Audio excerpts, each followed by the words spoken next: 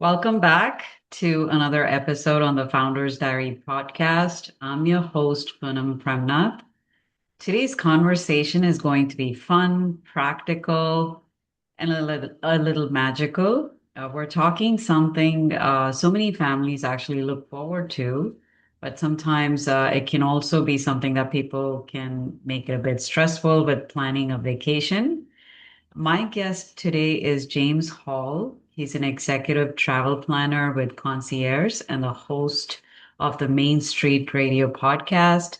James actually helps families plan Disney vacations, cruises, and travel experiences that feels less stressful and more personal. What I love about the work that he does is that he's not just helping people book a trip, he's actually helping them think through the experience they actually want to have. And with his background in accounting and his love for Disney, he brings a very practical and a heart-centered approach to vacation planning. So today we'll talk about family vacations, how we can make it less overwhelming, what people often underestimate when it comes to planning Disney vacations, cruises, or travel. And welcome to the show, James. I'm really happy to have you here. Thank you, Poonam. I'm glad to be here and appreciate you having me on the show. And yeah, I'm excited to talk about this subject.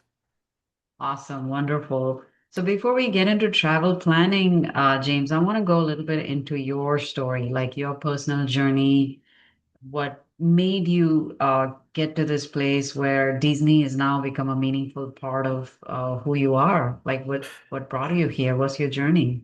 Yeah, so kind of have to, long story short, go way back. I grew up in Southern California, so Disneyland, Universal Hollywood, SeaWorld, theme parks such as that were just a big part of my childhood. And it was going into the bubble effect for me, where it these were some of the few places where the outside world truly fades. And for me, it was kind of like a safe moment.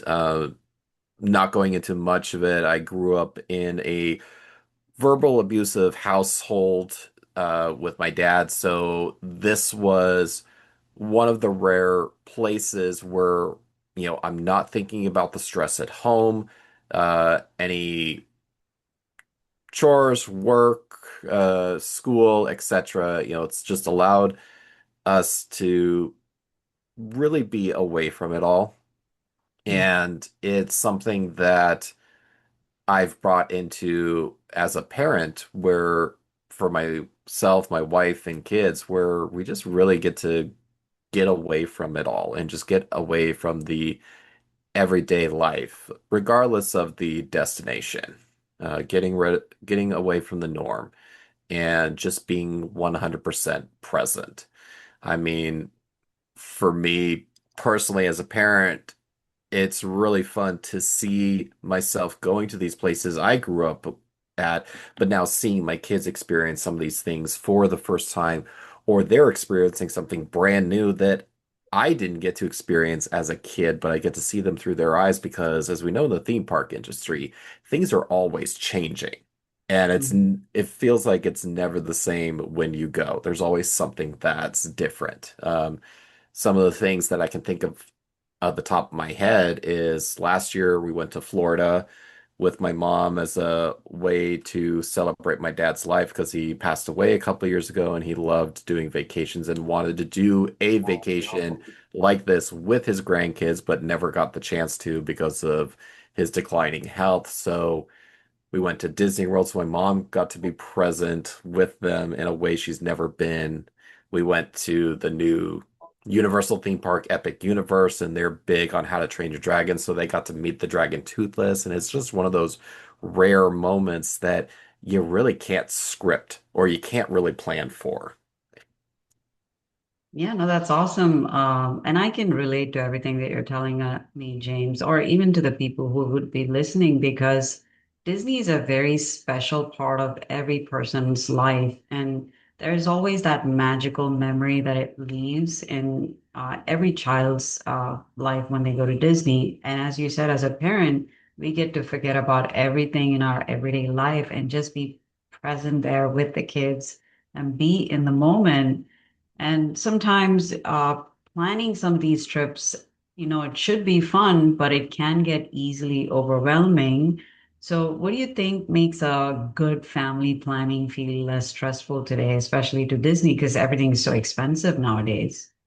Well, not only so expensive, but I think it would kind of be like a paradox of choice and app fatigue because it's so different than it was back then for us as kids. It was very easy to just plan trips and show up, buy a ticket and show up. Whereas now there is a degree, people feel, parents like feel like they need a degree in systems engineering to navigate virtual queues, seeing where they're going to book, how many day tickets am I going to make?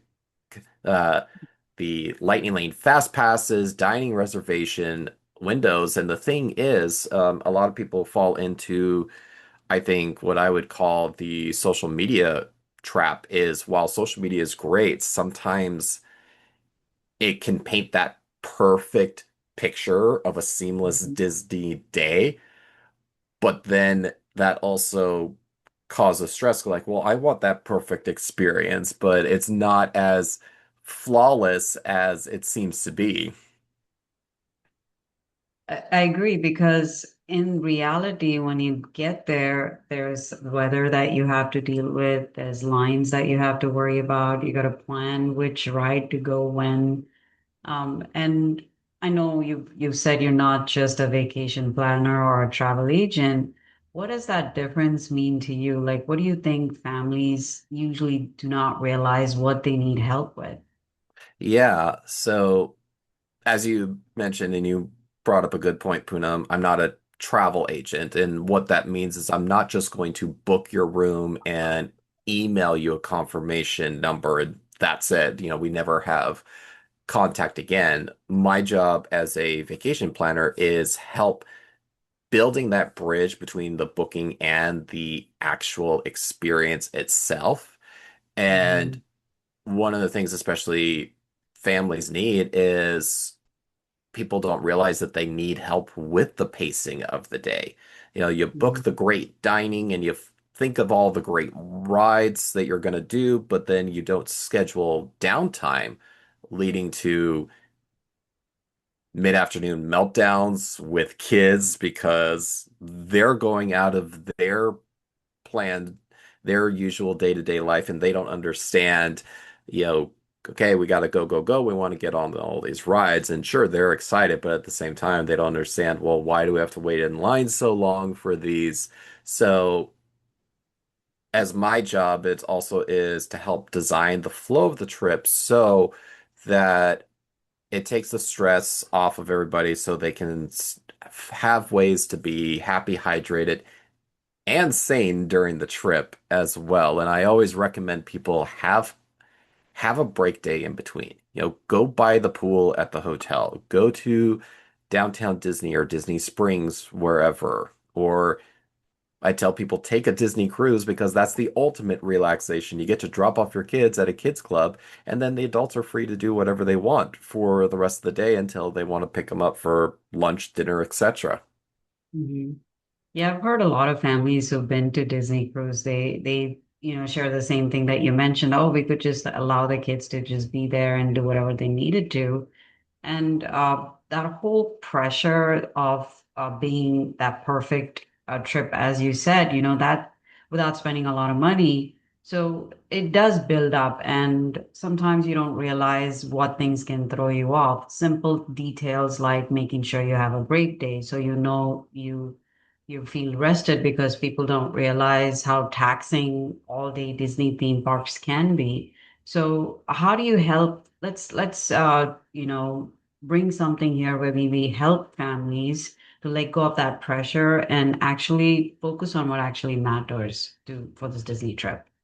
Yeah, I try to help families ditch the checklists that feel like they have to do everything Hmm. inside a one trip because if you try to do everything let's face it, we're only human, and you will fail if you try to do everything that there is.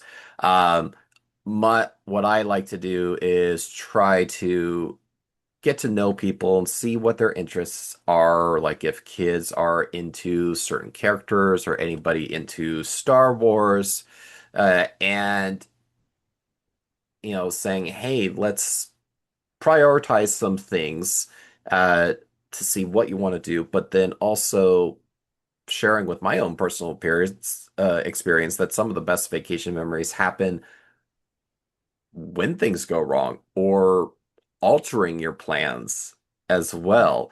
Um, this is, sheltering from an example could be sheltering from a sudden Florida rainstorm with a Mickey bar or skipping a ride to watch a street performance. I Mhm. I tell my clients that your kids are not going to remember the rides you miss. They're going to remember how you reacted when plans changed, or if you see something and take a moment to look. I mean, I can't tell you how many times we stopped during our last trip to Disneyland a couple of weeks ago, and it's like, oh, look, there's a character right there. Do you want to go see him? And we might have been on our way to a ride, and they're like, yeah, can we? And like, sure, why not? We're not in a rush to get anything done. And we got to have a lot of fun character moments. I think some of the best, the top three that I can think of that we had on this last trip was in Galaxy's Edge. My kids got to walk along with R2-D2 by the Wow. Millennium Falcon, and my daughter was picked to be interrogated by Darth Vader. So there were Wow. just some of these things that we didn't plan for it, but we saw it and we're like, oh, this is so cool. Let's take time. And the kids didn't know. And we took time for them to go dance around at the new Bluey show that just premiered a couple months ago. And Mhm. they're loving it. One, it gets us a break to just take a breather. And it allowed my kids to get wiggles out as well because they're dancing around and having fun with music and seeing characters that they love from the show. So it's just not necessarily planned, but yeah, we kept going throughout the day like, hey, okay, here's what time Bluey is. What time is our lightning lane? Okay, we might not be able to miss that. Let's shoot for this one and Mhm. see, and being flexible Mhm. with it, not saying, okay, we really got to get these things down and have it has to go to this and every beat. And Right. I'm not saying that is a bad thing because there are some people who are like that who rather have everything planned out. And I do work with people who have that and want everything planned out to a T, and that's okay if that's their cup of tea. But for me personally, I like to try to tell people, hey, have the laid back experience, especially if there are kids who are around my ages, knowing that the kids may not know it, but they will need a break, a mental Mhm. break as well, because it can be overstimulating taking everything in. Absolutely. There's a lot to take in when you go to these theme parks because every direction you turn around, there's something stimulating to your point. And I like the aspect that you mentioned that the kids will not remember if something went wrong, but they'll remember how you reacted to it. So I think, that's important, taking it easy and going with the flow. I've been on several of these Disney theme parks, and I know what you mean because there are times where I need a mental break. So I just go sit in a corner, especially the sections where there's like sprinkles of water coming in. So Hmm. those are really good spots in the theme park. I want to switch gears a little bit and talk a little bit about your accounting background, right? Because I'm sure that comes into play when it comes to budgeting and helping them plan where to allocate the money, how to plan things, uh, so it doesn't feel like you're spending the money on the wrong things. Like, how do you help people through that?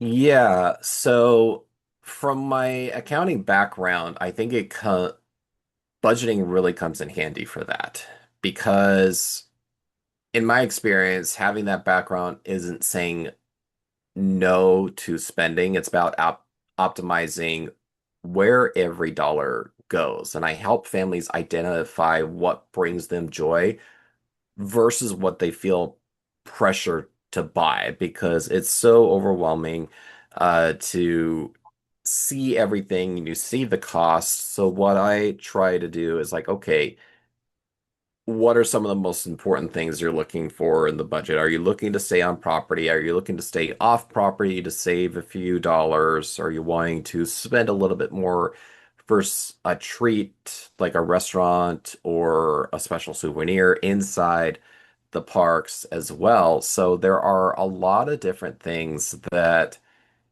come into it where I'm helping them build a realistic budget that Mhm. also helps them include some kind of dedicated buffer for spontaneous magic, like I said, a surprise souvenir or a specialty treat.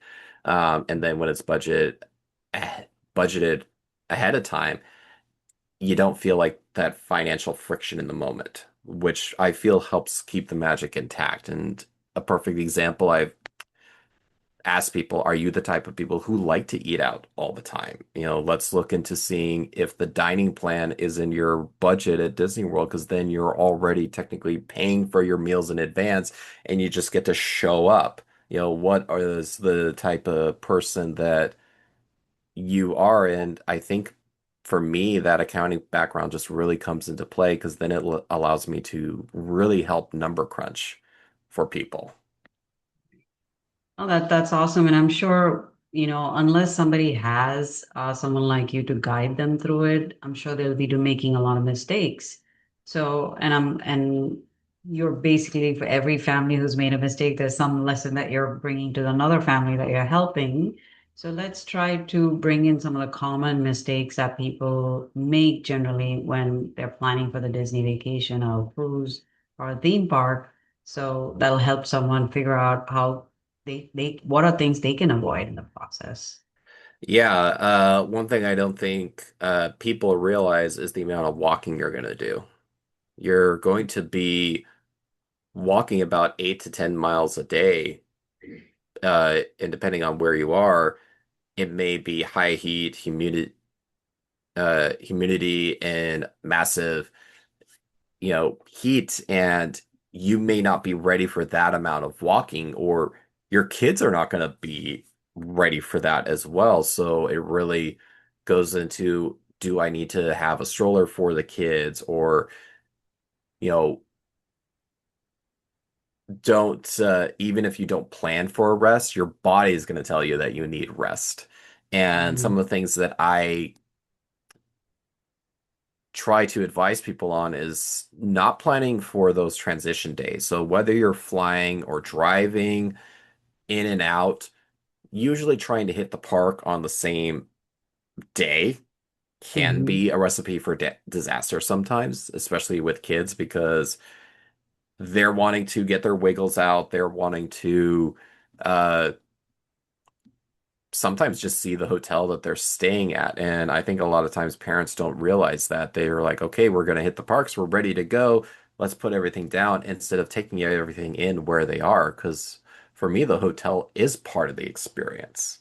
Right. And we did make sure, like I said, this last trip that we were able to arrive to enjoy the pool for a little bit, have a quick service dinner. We didn't get any dining reservation for that first night because we didn't want to feel like we're rushing to be somewhere, and just really take our time and then have that break day. Or a lot of these places might have a spot where kids can actually have a little playground or some kind of interactive element where they can play and parents can sit on a bench and watch them, and you get a rest. They kind of get their own rest, but they are getting wiggles that they need that they're not going to get just walking from place to place. So it really is just helping them.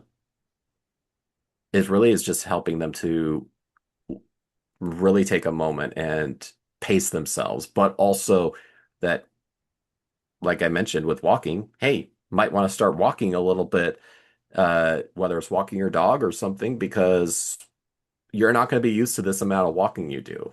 And people don't really think that it's a theme park. I'm not going to do much walking. You are.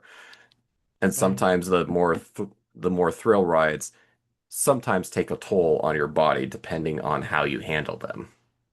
right. So speaking of those toll rides, I mean, was there anything that you would recommend to people like after a ride, just sit down, or maybe they can, there any specific thing that they can do to center themselves? Yeah, I usually recommend, especially as I've noticed this last time around in my age, is after you go on that big thrill ride that might have a few bumps in there, uh, take a moment to get an ice cream or just sit on the bench on Main Street and kind of take it in and just Mhm. have a moment to be like, hey, kids, why don't we get some ice cream and we can all sit and just enjoy it. And Right. they're not going to say no to ice cream. They're going to sit and enjoy it. And you're getting a mental break and a physical break as well, because Mhm. as I know, as unfortunately, as we get older, our what we're able to handle sometimes decreases. Mhm. And I'm not at the point where I can't handle the thrill ride, but I notice I can't handle as many all at once as I used to. Mhm. And I need to be able to pace myself as well. And Mhm. also just being flexible and be like, okay, we wanted this big ride. Let's go on this smaller, more let's go to Fantasyland and let's go on Peter Pan or Alice in Wonderland, something that's a little bit more low key. It's still a fun thing to do, but you're still getting a mental and physical break because okay, this ride does not go super fast. It doesn't have bumps, sharp turns, or anything. So I get to take it in, and the kids are still enjoying Mhm. everything. That's awesome. No, I like it. I like the whole pacing aspect and the rest and recovery part that you're weaving in because that's the part that you don't anticipate. And somebody who hasn't done this journey before, they just don't know what to. And even wearing, as you said, the right clothes, having your sneakers on, wear your shorts and t-shirt, have a hat on when it gets hot, find places where you can just recharge and get back. I think these are important things that, families can take away from. So when you help these families come back from a trip, especially the ones that you've planned for them, what do you hope that they would remember the most with their time that they've spent together? I My biggest thing that I love that I hope they remember the most is one that this was a wonderful experience they all got to share together. And Hmm. then also realizing we didn't have to, we had almost no stress or very little stress because we had James with us every step of the way. Because one of the things I love doing with people is I love checking in on them while they're on the trip to see how things are going. And, it brings me joy when I hear, oh, things are going great. We're loving it. Even when a mishap happens and I am there to help them solve it, Hmm. they remember, oh my gosh, we had somebody at our back to help us and it didn't take time away from our trip because when you're alone doing it your own thing, somebody, mom, dad, grandma, grandpa, somebody has to take care of a problem that's happening on the trip, be on the phone or go to customer service, and then they're stuck being away from a moment. Hmm. Whereas it could be something where I help alleviate that, where it's like, well, let me call them. You go do your thing, go on this ride. I'll be in touch to see what's going on. Um, That's awesome. You also gave an example of wherein I think there was an older woman, her hotel didn't get booked. yes. So, yes. And this was very much around the time soon after Disney World opened via COVID. So, this was when things were very restricted, where things really had to be booked in advance to the point where you had to book the theme park specific theme park that you're going to be in that day. So Mhm. parents with their kids are going. Lo and behold, grandma decides to surprise them, but one, they didn't know, and she decided to just show up at a hotel, and it wasn't the right hotel that she went on. She didn't have any theme park tickets because she didn't know. So daughter-in-law calls me saying, "Hey, my mother-in-law is here. She just checked into the wrong hotel. Is there any way you can first see if you can get her the same theme park tickets that we have? That's the most important thing. And then see if you can get her in a hotel in the same hotel. It doesn't have to be in a nearby room, but can you do this?" And I said, "Okay, let me see what I can do.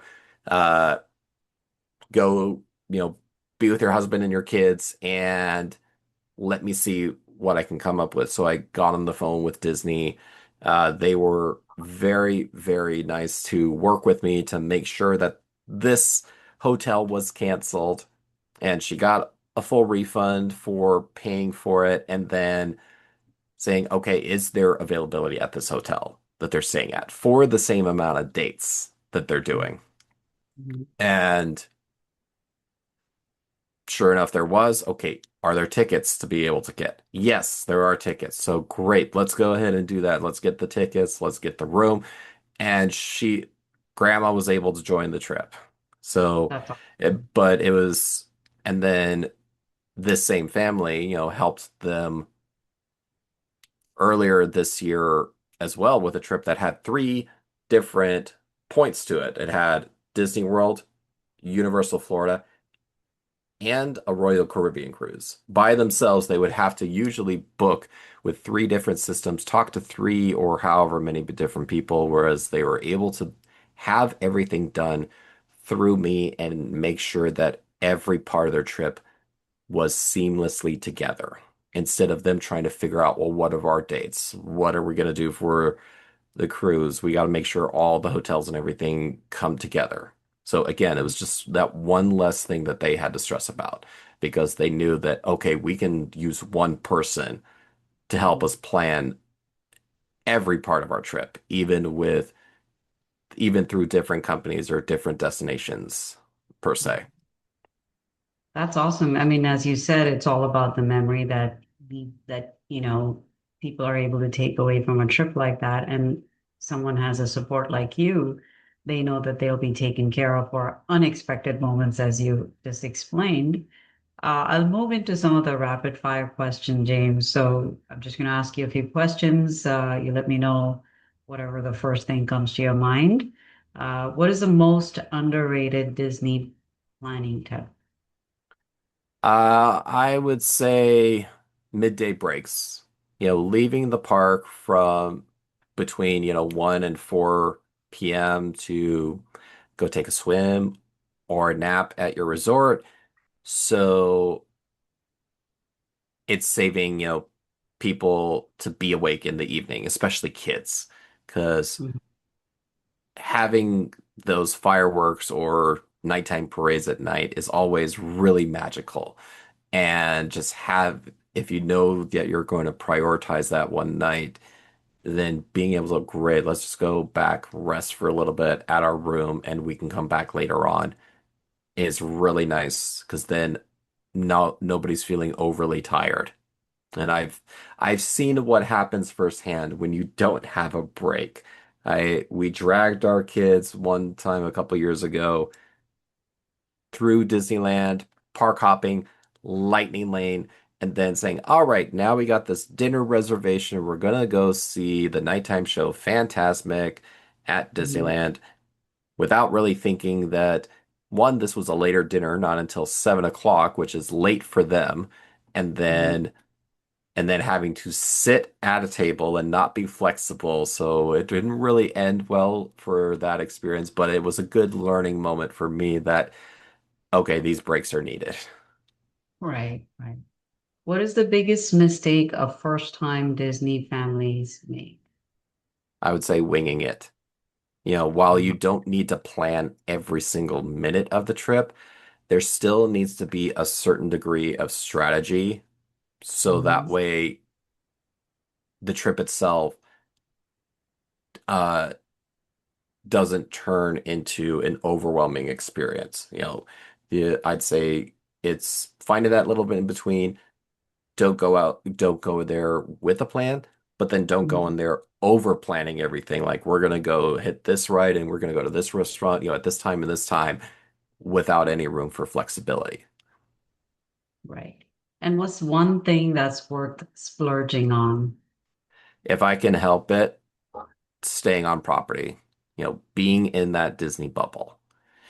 Mm, And I'm thinking about Disney World in particular, having that convenience of the Disney transportation, having the mhm, early theme park entry, and the ability to be able to easily head back to your room is mhm. worth every penny. For Disneyland, I still love staying on property. We stay at the Disneyland Hotel this time, and it was really nice just to not have to worry about crossing the street.